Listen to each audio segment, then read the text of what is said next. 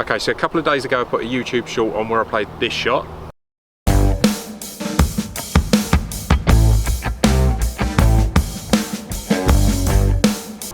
And then a couple of days later I put another YouTube short on where I played this shot.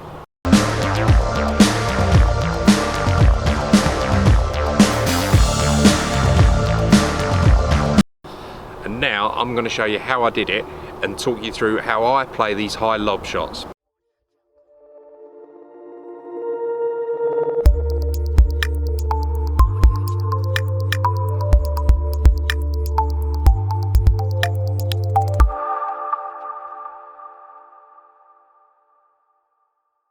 Right, so these shots can be extremely daunting when you're trying to play the high lob shots, when you get yourself into this situation on the course. And it is a case of like, so I've got my lob wedge here, which is a 58-degree wedge.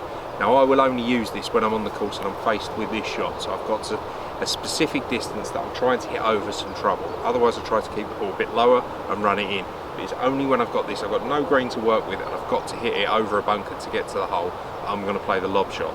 Now when I play it, there's a couple of key things that I do. So in setup, I like to feel my weight relatively central as opposed to a normal sort of shot where I'm a little bit more weight forward.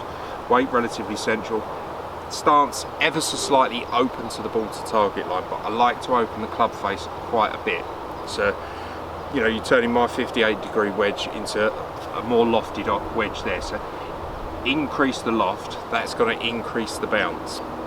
And then when I'm trying to play the shot, and this is the most important thing, rhythm, tempo, timing. So you want to feel like you're swinging it a little bit longer and slower. So you're going to increase the length of the backswing. And then as you come in, I like to get the feeling of, I call it sort of chasing the toe into the ground. So I'm aiming to try and feel like this part of the club, so the toe of the club here, as I'm hitting the ground, I'm trying to get the feeling of getting that to hit the ground as I'm hitting the ball.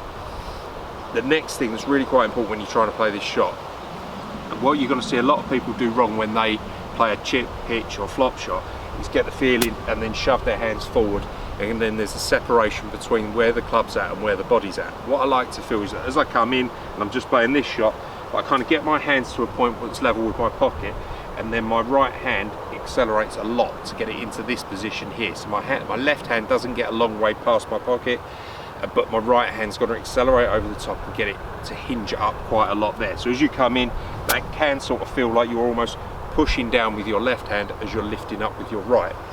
And there might even be the feeling that as you're doing that, that there's a bit of a separation from the palms of your hands to the grip. So when you play the shot, it should look something a little bit like this.